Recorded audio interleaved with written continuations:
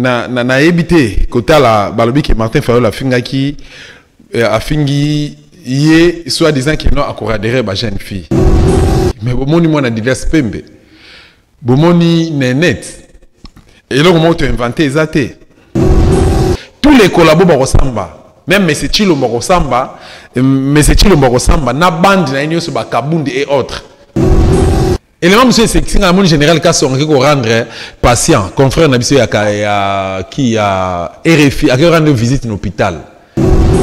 Et c'est que makasi. Oh non, nous avons arrêté quoi ba hôtel ya ba biloko na et puis to kosambisa bango. Oh bokanga na ndako mwana ntsemi. Ba bokanga na assassinat ya Rossi. Ba bokanga na assassinat Shebea. Ba bokanga na assassinat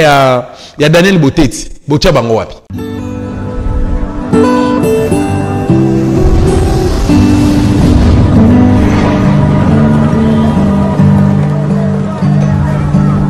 Ban école Congo démocratique mbote na balanda émission Vérité Plus 43 ba abonné à Dossa télévision ba fidèle à Dossa télévision on a aussi la lision na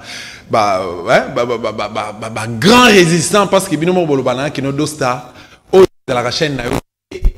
OK la chaîne na oté et la plus chaîne biso ba résistant et ça la chaîne du peuple oyo ebundaka pour na raison moko ka république et libération politique mboka na biso république démocratique du Congo mboka mfumu kimbangu ingeta bambuta ingeta bayaya tozana émission Vérité Plus 243 Simbote na profiter na pesa mbote na madame Catherine Ngwanda Ozali partenaire officiel à Dossa télévision pe na bosanité Elle Paris autrement dit doublé madame Mireille maman Annie Kelani lipasa nanga Adoni tata moi Sabana Annick na bosani pété maman de Boulonnais ba résistant nyonso mon général grade à Kumbu kulutu nanga Milano Ndongala bozali tellement ébélé na bosani maman Sylvie Donja pe motonanga ya Kati motonanga de dedans Fabrice Umba hein autrement dit le grand résistant il y a incarné image ya bakoko ya papa Nabiso leader donc père et résistance à la République démocratique du Congo père ton papa Ingeta nayo Ingeta pe na les vrais patriotes aux alliés motonanga donc ba secret musu toko dévoiler mais tous ensemble toko bunda toujours pour une raison il y a ko libérer mboka na biso République démocratique du Congo ba susu baza ba héros dans l'ombre na bosen pété équipe ko sa Dossa télévision merci pour la fidélité na bino merci surtout pour la collaboration na kotanga ba komo na bino te mais ba technicien Dossa TV na robo sanate Déten Abisso na combo ya Junior Mbemba les Djika les grands Djikin awana Kishasa oyo ozo prêter biso main forte pour na ko réussir toujours na mosala kitoko to sala rabino yo kozali bako Rolanda message à lelo aimer partager commenter ko sala plaisir panza sango ke no Dossa TV de retour en force ba remarque na ba reproche na bo sala ki boba ki no Dossa qualité image yo za la bien mingité parfois so ils ont raté tout ça et puis to lingito mona kayo hein au sala émission il y a qualité na yo. Tu es un journaliste de valeur, il te faut aussi tu fais aussi plutôt des émissions de valeur, il te faut aussi un plateau de valeur. C'est comme ça que vous comprendre Dossa TV, allez-y comprendre. Vous avez fort, il y a ngate mais vous avez fort, il y a bino ba résistant, ba te belé ba chima ile le ba bi que no Dossa, il faut que tu ailles de l'avant. C'est comme ça que bon mona tout ce qui est toujours de l'avant. Na bosani pété camarade nanga, il y a bon mona pe collègue nanga ya Chik, Daniel Bokoni autrement dit Blaise Mongbongo Willy Nzita bambote na bino yango na ba ono sonozo kotanga ba kombote bo comprendre ezoko ya ndeko nanga ya mwasi ya za Taliban hein madame Nancy Mbombo na monyo na peso pembote kulutu nanga Kerwin Mawizo kulutu nanga Odombo kulutu nanga madame Candido Keke bambote na bino ebele mama Justine Kasavubu kulutu nanga Bokechu Ayambo kulutu nanga Eso commandant Eso kulutu nanga Ipo Waiza hein kulutu nanga Mbala Nkomi Mbala boza tellement ebele nazo bosa na binote à chaque fois ba kombe koya na ko tanga ba kombe na bino pour na relaxa complicité collaboration pe bolingo toza nango pour na raison ya mboka ona bosa pete madame Nounou hein na Angleterre wana na ba Londres vient na nganga Dios vient Dios donc voilà Dossa yeyo na bosente ya na ngai propre mon vieux de dedans kulu to nga dide masela atako air moko pe vie air moko bosa na appétit no mais oza vie nga na appétit nao na bosa nte ba vie nga ya palin patience nimi Freddy Kanga Motema Freddy Mwelwa na bosa nite Betty Lukunku vie nga Serge Ngongo Mobidens na bosa nte Paul Mulenda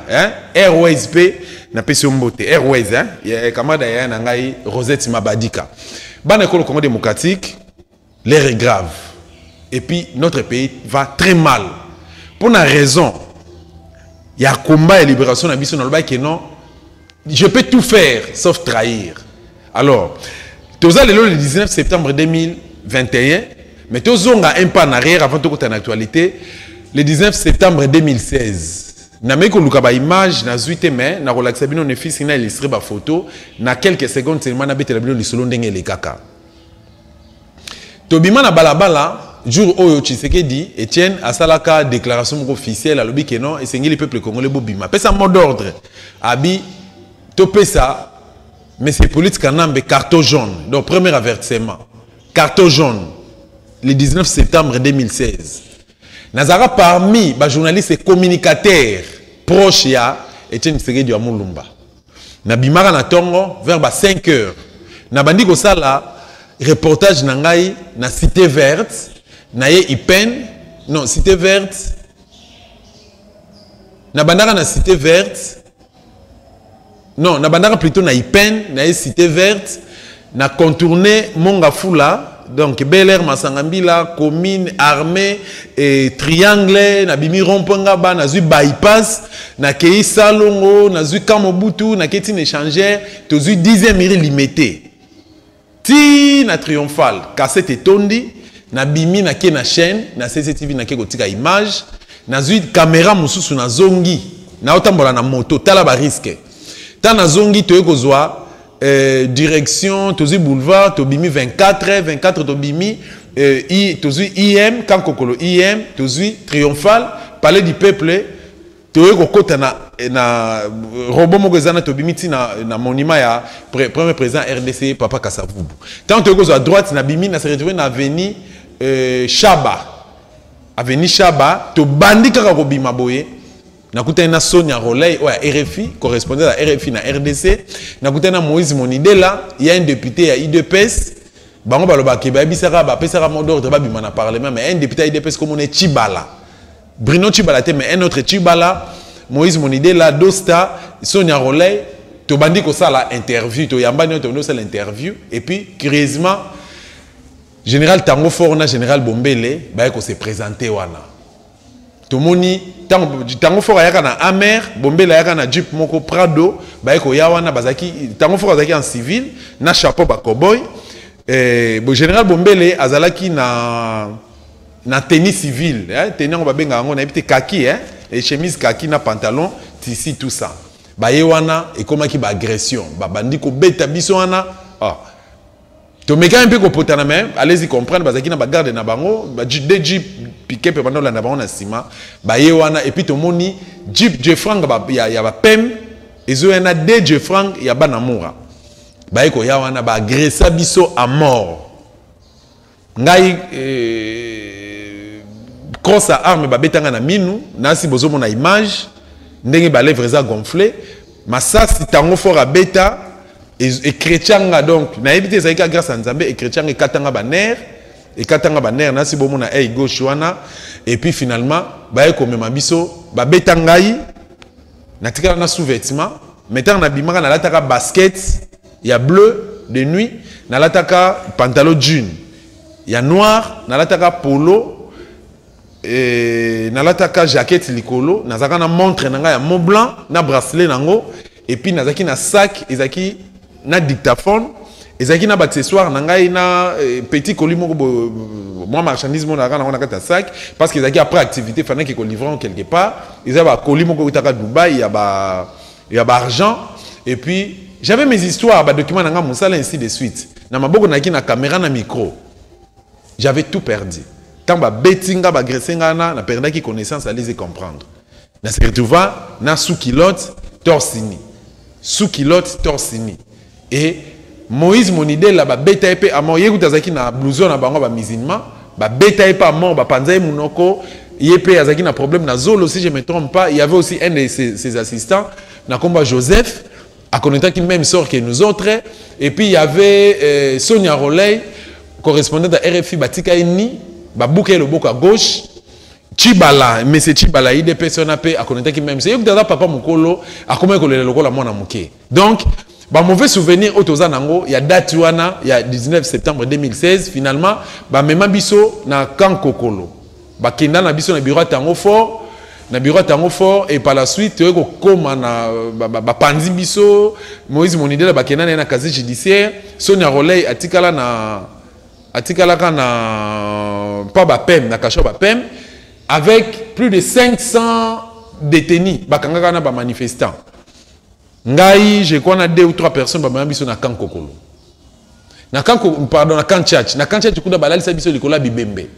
Ba Bibembe ba bomaka le même jour na Kanchach. Balali sa biso likola Bibembe sans boire, sans manger. Sans boire, je dis bien, sans boire, sans manger. Sonia Roley est là et Moïse Monidé là, ils sont là. Donc, ba koki ko pesa ba témoignage. Kobimana biso wana 3 jours après 4e jour ba bimisa biso na 23 ans Monisco bandi ko luka biso et puis ba ko ya wana ba kimisi biso ba longoli biso na ba ya biso na Kankokolo le 3e jour à 0h Kankokolo na pas ba pem nde ba ko libérenga parce que ba journaliste ba sala ki pression journaliste en danger, FFJ, Olpa, et ainsi de suite, bah, structure rebelle Oyo, et Bundaka, peut-être pour la liberté à presse, et puis pour la liberté à presse, et puis pour la liberté à Congolais, bah, qui un peu au Bunda, pour la libérer, biso bana tope ba résistant ba bundelia mboka oyo République démocratique du Congo ba comme biso na Kankokolo ba ko libérenga na 19h après avoir vous la torturer physiquement et tu vous la torturer moralement et puis psychologiquement et pas en général bombele oyo azwaka miroir à l'axinga lobi que non ça la makambo ça la télévision ça le gozolo ba na télévision tel injustice mais c'est politique kanambe c'est le que vous appelez Joseph Kabila un Rwandais aye na Congo aye ko malmener ba Congolais na kati ya mboka na bango ce n'est pas correct tu ko bima na côté hôpital là nous sommes au mois de septembre na côté hôpital Monisco internat ki ngai na Sebeko Bandal ezagiste na Bandal Chibango wana et un mois après un mois après baeko visiter ngai et pas un certain major Didier bazaki mandaté par général Tango Fort pour Babomanga le 6 octobre 2016 ba côté la ngai ba preuve ezali bokende na Sebeko Bandal Botuna le 6 octobre 2016 qu'est-ce qui s'est passé bokeka na réception qu'est-ce qui s'est passé ici avec un journaliste et à l'époque quand j'étais encore na CCTV. Donc voilà, bato ba défendanga pour na bato bazo koma, bato ba défendanga ba protéganga ezalaki la voix de sans voix cette fois-là. Pourtant na bengi Monisco bazo ki retira en coma, la voix de sans voix le go les aki na Kitambo na déséquilibré na bengi il y a un certain monsieur Justin ayaki na jipa Union européenne ba ena ba tuna bango ba ko intervenir ba longolanga wana nde ba memanga na siège na bango par la suite nde ba ko memanga isika mususu nde na ko luka ba moyen Monisco a faire voyager nga pona opération parce que l'issue banda au monde a été banda ko saigner à tout moment. Donc voilà situation où les gars qui le 19 septembre 2016 eza date moko mabe auto kanisaka ngala zobeta lisolo ya ngai ya Sonia Roley kulutu na ngai Monidela Chibala e ba ndeko nyonso ba kufaki jour wana na ba ono so bazaki ba victime ya journal surtout ba journaliste. Mais ce qui s'est passé na 10e rue na 11e rue plutôt na siège ya IDPS. Siège ya IDPS ba betango balance roquette batu bazika batu bakufa na siège ya MLP batu bazika batu bakufa na siège ya ceux qui na bosanité ya José Makila ceux qui na bosanité na siège ya SID ya président Fayulu ceux na bosanité donc tout au long il y a avenir enseignement wana direction enseignement wana na triomphal makambo elekaka na date wana ezaki criel biso na IDPS on a condamné cet acte et pourquoi et comment à chaque fois ba marche oyo eza reconnu tout ba manifestation politique ezali reconnu na constitution chaque occupation obino bobenga la constitution et à chaque fois population sera bien faut bosala ba répression et en quoi bobenga Mobutu dictateur en quoi bobenga Mobutu ami comme ça Nzambe ana kati ko le Congo démocratique aujourd'hui Na salaka interview na confrère nanga Ipiris Pembele, il est Varantama, on a l'ingara mingi, juste après président de serment, mais c'est Chilombo. C'est lui que vous appelez président de la République. Alors, binanga que ceux qui IDPS basali RRT, IDPS asalaka Mobutu ba marche, IDPS asalaka Kanambe ba marche, IDPS asalaki Musée ba marche. Alors, ceux qui population bandi ko sala IDPS ba marche, c'est que bazana leçon ya repesa na peuple congolais. Aujourd'hui, non seulement ba Congolais ba osala IDPS ba marche, ba Congolais ba lembi IDPS, ba lembi régime ya Chilombo. Suite à régime occupation. Troisième régime occupation. Le 17 mai 97, occupation est bandana RDC avec Mouzé Laurent Désiré Kabila, oh mais la biso Bizimakara ministre des Affaires étrangères, a même la biso ba Rouberwa, ba Moïse Nyarugabo, ba chef d'état-major na kombo ya comment il s'appelle encore ce type là les Rwandais. James Kabarebe. A même la biso ba Hippolyte Kanambe, ba Zoé, a même la biso ba Jeannette Kanambe. Mais les lots suite et occupation, Hippolyte Kanambe président de la République, imposteur. Pendant 18 ans, il a dirigé ces pays. Et il a la place à Memimboka. Et ce qui a raté suite et occupation, mais c'est Chilombo Mwana Tshisekedi. Commissaire pour nommer président de la République démocratique du Congo, laissons qu'on paie sa bateau exact 37 ans élite, école boussonnière. École boussonnière, Karabango, batsale le côté, 3 ans batsale le côté. Batongin zelate, Kanambe kuta banda obamba banzela Mobutu atika. Bakeko bamba banga na palais du peuple. Botala, palais du peuple Mobutu atongaka na inspiration na ye. Bakeko bamba banga na palais du peuple.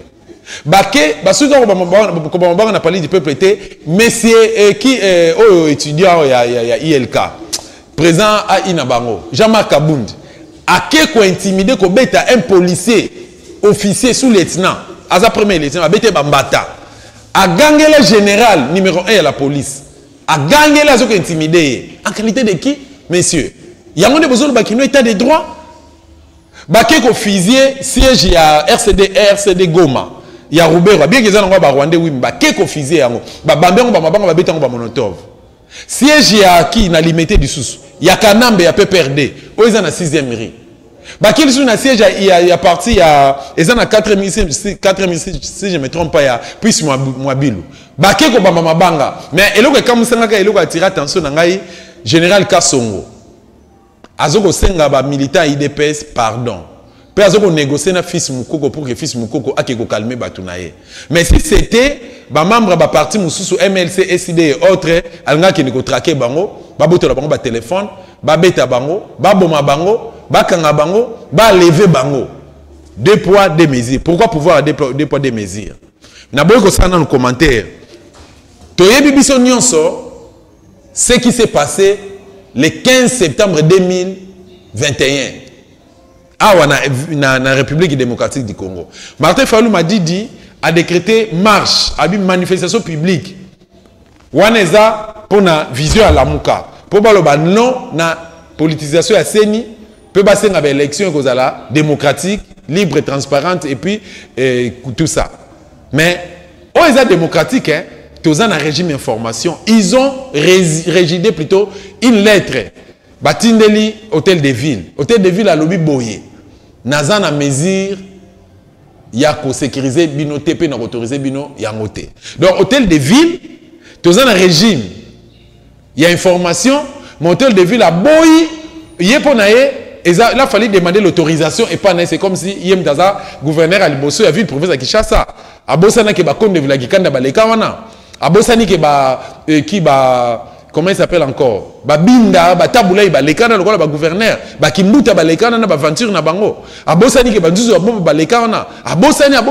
Bajan Kimbunda, Baleka. Jantiningo Bilazan a laissé au pays parce que Maboko n'a pas makila. Dossier Yombi, ceux qui te libéré Congo, Jantiningo Biloko Samba. Et puis te repardonner au thé. Te repardonner au thé. Jantiningo Bilalobi que non, Aza, police et Zali prêté. Pour sécuriser ma marche. Mais la police est allée prête à bimisi plus de 10 millions des éléments babimi pour traquer les manifestants, pour humilier Martin Fayulu m'a dit pour humilier Adolphe Muzitu, pour bêter les journalistes et confrères de patients, il y a RFI les correspondants RFI les lots, à un hôpital n'était pas critique, à perdre le matériel à perdre tout ce qu'il avait. bazui maman moko na marché liberté na masina batiki mutakala tala niveau ya mabe bokonzi ya mabe ya IDPS donc vous avez laissé on peut s'abatouter 37 à école buissonnière bon école buissonnière l'union pour la démocratie et le progrès social que tu as entre parenthèses pour na rolobela yango mais tout le maintenant nous la démocratie bino boza ba donner de leçons lelo bino lelo bokon ba donner des leçons pendant que nous sommes dans un pays démocratique où les principes démocratiques devaient vivre au quotidien par sa population mais aujourd'hui tous on a droit à ça la marche pourquoi parce que Tshilombo baza mwana nzambe Tshilombo baza mwana nzambe na yese bino ba bloquer na Tshilombo baza intouchable na yese bino ba bloquer na o yese bino ba bloquer na nani donc mbongo akofuta ba policiers ezate mbongo akofuta ba fonctionnaires à l'état ezate mbongo ya ko réhabiliter hôpital général ya Kinshasa to benga mama emo ezate mbongo otonga banzele ezate mais mbongo ko yiba pona otia ba poche na bino ba nouveau riche ezali c'est ça mbongo ofuta ba policiers pour nous repérer bango ba frais d'émission ba kende ko imile Fayulu nezalaki toyebi tous en information ngana mona soda et naza petit frère ba soda et nous avons aussi des relations na kati ya la police pe na kati ya FARDC ba service de renseignement ba pesa bango de ba pesa biso ba information nazo bino déjà boye ba keno kaka bino moko ba stratégie bozo comme la biso bon bimisi mbongo ebele na trésor public pour bo pesa frais d'émission pour ba policier bo tinda bango ba kende ko imile Fayulu ba kende ko traquer ba journaliste ba beta ba journaliste ba tika mama ya batu mama il y a 56 ans ba tika mutakala na balabala est-ce que ça c'est normal et le connaissez normal ça c'est correct après vous êtes des démocrates laissons-nous de pesa biso est-ce que vous croyez que ces pays de Kimba vous appartient bokani si vous avez un monopole ya balabala qui vous a dit ça tous agressifs biso nos attention Congo zamboka na biso et puis tant dans le bakama Congo na le baron na sengoté et là monsieur c'est qui singa balobi ke bon d'abord avant na comme on a pas on a félicité Martin Fayulu pour la ténacité na ye nazaki na point de presse na ye à lobby que le 29 septembre à Sengi marche mususu pour vous dire que c'est un homme mais ngai par contre bien que tu partager vision mon côté par rapport il y a la réalité à terrain biso toza ba révolutionnaire biso ba dosta ba résistant to senga plutôt révolution qu'on fasse une révolution forte une fois pour toutes to si la na bango Fayulu azo senga na ye qui quoi revoir donc ba dépolitiser seni pour la belle élection oyo ezali quoi en 2023 bon wana eza makamna ye eza makamna bisote nous obunda toujours pour na ko libérer mboka na République démocratique du Congo na suka na wana ki likambo ya ben jure il paraîtrait Fayulu afinga ki bato ba policier ba bololé oui ba policier ba bololé ngana yebite ke soka afinga ki bango mais na yoke ke na monoko na yebi maki ba bololé mais na yebite soki afinga ki nde ba policier mais soka afinga ba policier mabeza wapi tant ba se comporter mabe bazo yiba botala ba image bazo yiba ba téléphone ya bato bazo ba bololé ce sont des voleurs ce sont des bololés peut-être Fayulu asuka tala ngana tanga na kisantu na deuxième primaire tout ça la récitation moko na tout ça on a ki Congo kewa una muifi masasi bukamente munanti unda mwene so didi masasi wele kuna didi masasi kwaso di wisidi kewa le mokene leçon à tirer yambula muifi tukalabole c'est-à-dire quoi makaku aza moyibi ya masango amati na nzete ya mulai atali na musika amoni bilanga masango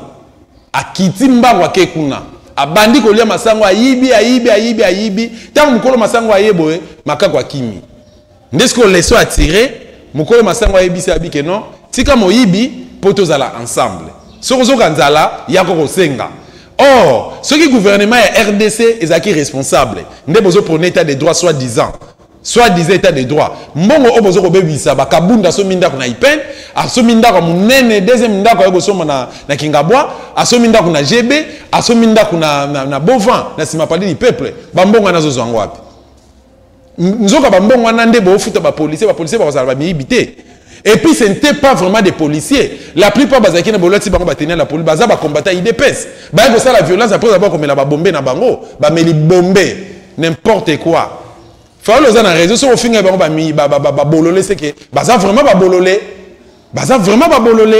donc ce sont des choses oyo oyo tokoki ko soutenir te pe tokoki ko encourager te ya misatu balobi ke Martin Fayulu afingi ba politicien congolais ba courra derrière ba jeune fille yango ba courra derrière ba jeune fille mais est-ce qu'à cause mais autant dans les réseaux sociaux Fayulu a cause na été est-ce que à cause bon mona une net te bon mona mona didas pembe te na otela bino ba image bon otala net botala mona didas pembe si ko botala na rana yo entre guillemets soit disant président de la République messieurs donc yo comme na légèreté wana bo ezala te so nga nazalaki kulutu nanga Fayulu te ezaki nga ponga na uti na école makasi la personne qui m'a formé c'est Théodore Ngoyi Léon na leki na classe à papa Honoré Mbanda hein? un homme d'état digne de ce nom et puis naza un des proches un des collaborateurs la personne qui est parmi des personnes que Fayulu considère naza cité Fayulu il m'appelle messieurs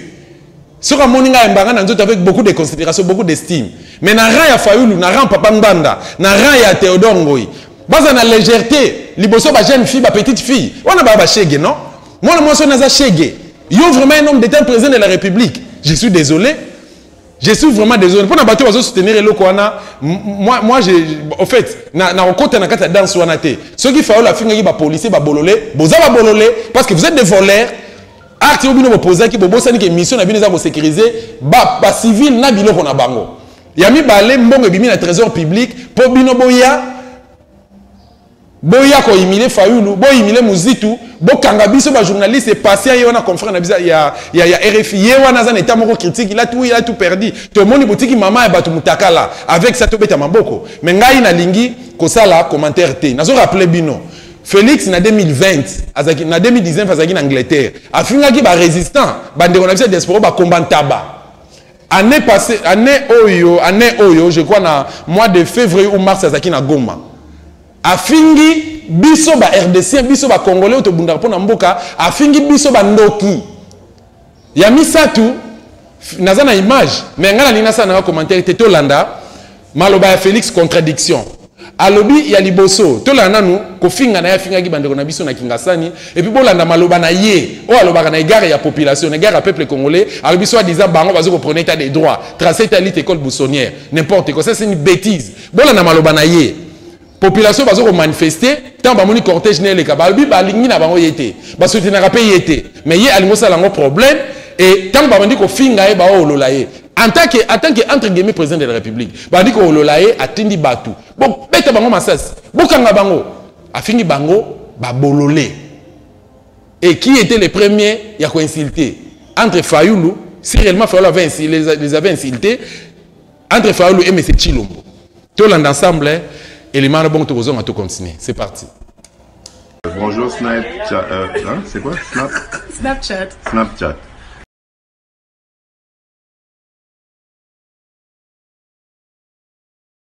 Peur d'un vieil homme de 84 ans? Hein? Mais enfin, mais vous embêtez vous perturbez la liberté des gens, c'est quoi ça? Non, on ne discute pas aujourd'hui, on parlera une autre fois. Demandez à vos hommes de dégager l'entrée s'il vous plaît. Demandez à vos hommes de dégager l'entrée s'il vous plaît, on va y aller. On en parlera une autre fois. Mais sachez une chose, le combat que nous menons c'est aussi le vôtre. Vous devez le savoir. Quand vous tirez sur nous, vous nous faites du mal, voyez barake,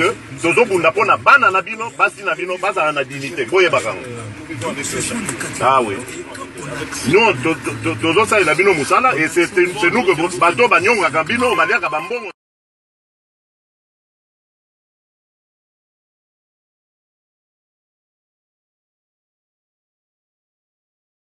Voilà, na kanisi bino so bolandi maloba nini oyo bimana na monoko ya Félix entre guillemets président de la République